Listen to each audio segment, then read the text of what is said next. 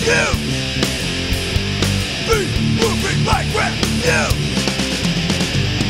This is B-Movie Mike, and in honor of the upcoming Halloween season, I've decided to do a series of reviews of classic slasher films from the golden years of the genre, those years being the late 70s and early 80s. This week I'll be starting the series of reviews off with a film that was produced in Canada and released in October of 1980, and that film is Prom Night. Prom Night stars Leslie Nielsen in one of his final dramatic roles before he made a successful transition into comedy, and Jamie Lee Curtis, who was at the apex of her Scream Queen popularity thanks to her breakout role in the classic 1978 film Halloween. Prom Night starts out with 4 children playing a modified version of hide and seek. Tragically, a young child gets caught in the fray and is killed. Fearing incarceration, they make a pact to never tell anybody the truth about what really happened to the girl. Lucky for them, there's a child molester in the area, and the death of the young girl is blamed on him. The movie then cuts to 6 years later when the children from the beginning of the film are now seniors in high school and are preparing for their prom. Now, Prom Night, while it is a slasher film, plays out more like a 1940s film noir detective story.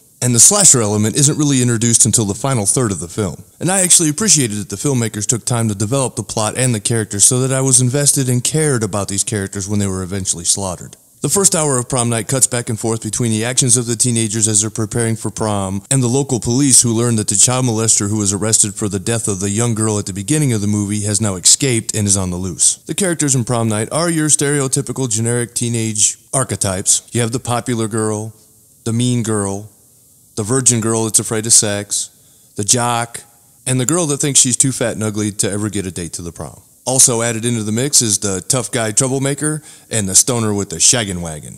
And while Prom Night is not a terribly original film, it does borrow heavily from films that came before it, such as Halloween and Carrie. It does contain enough red herrings and misdirections as to the identity of the killer to keep it interesting until the final reel. As the prom begins, the bodies start to pile up, and what we get are a few decent kill scenes. There's some good blood in it. It's not overtly gory, like some of the films that came after it, but there's a decent amount of violence in it, and I was pretty satisfied with it. There is some nudity in the film, but it's not gratuitous and overdone. The only thing that's gratuitous in the film is the use of disco music, but given the era, I understand, and it fits. But just be warned, the Prom Night theme song will be stuck in your head for weeks after you watch this film. I would say overall, Prom Night was well directed. There are a couple suspenseful chase scenes. There's no real final girl in it though.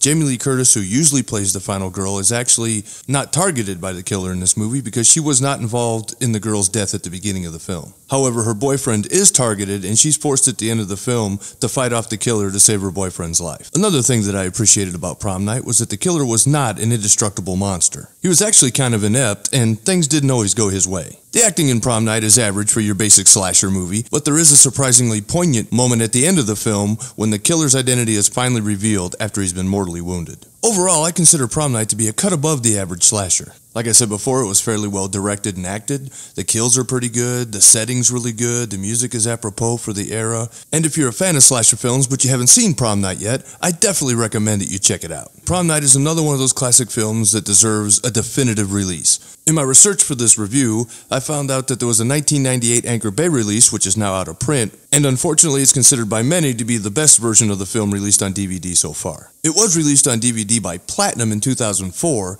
but this is a full-screen VHS dupe that is definitely not worth your money. Prom Night was released on DVD for a third time in 2007, this time by Echo Bridge Entertainment. And even though the film was presented in anamorphic widescreen in this release, there are reported ghosting issues with the image that hampers the image quality, and therefore it is still not the definitive release that this film deserves.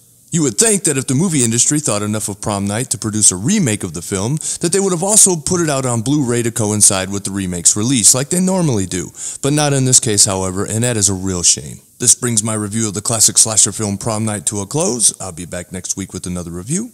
Thanks for watching.